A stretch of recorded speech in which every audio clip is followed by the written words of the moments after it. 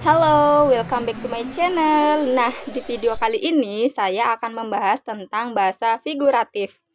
Nah, sebelum ke pembahasan, jangan lupa like, comment, subscribe, and share. Apa sih bahasa figuratif itu? Bahasa figuratif adalah bahasa yang digunakan penyair untuk mengatakan sesuatu dengan cara yang tidak biasa, yakni secara tidak langsung untuk mengungkapkan maknanya.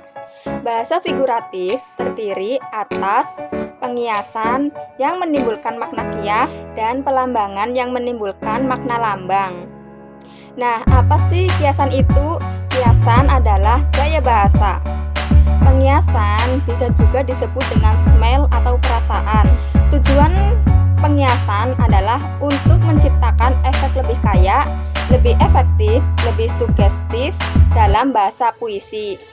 Nah, ada beberapa contoh gaya bahasa atau kiasan. Yang pertama, metafora.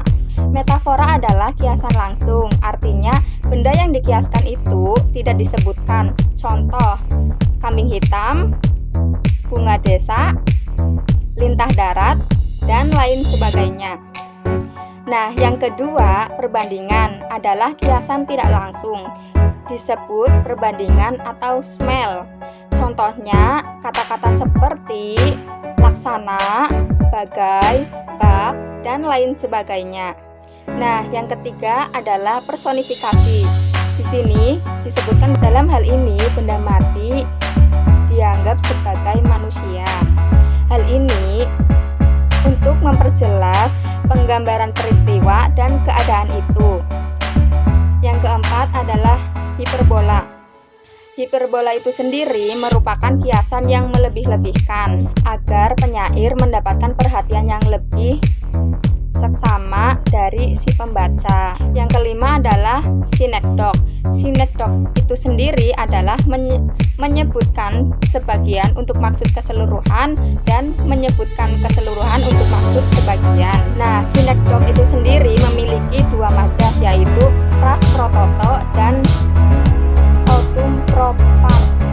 Dan yang terakhir adalah ironi. Ironi itu sendiri yaitu kata-kata yang bersifat berlawanan untuk memberikan sindiran, yakni penggunaan kata-kata keras dan kasar untuk menyindir dan mengkritik. Nah, itu penjelasan bahasa figuratif dari saya. Terima kasih telah menonton video ini, semoga bermanfaat. Ya.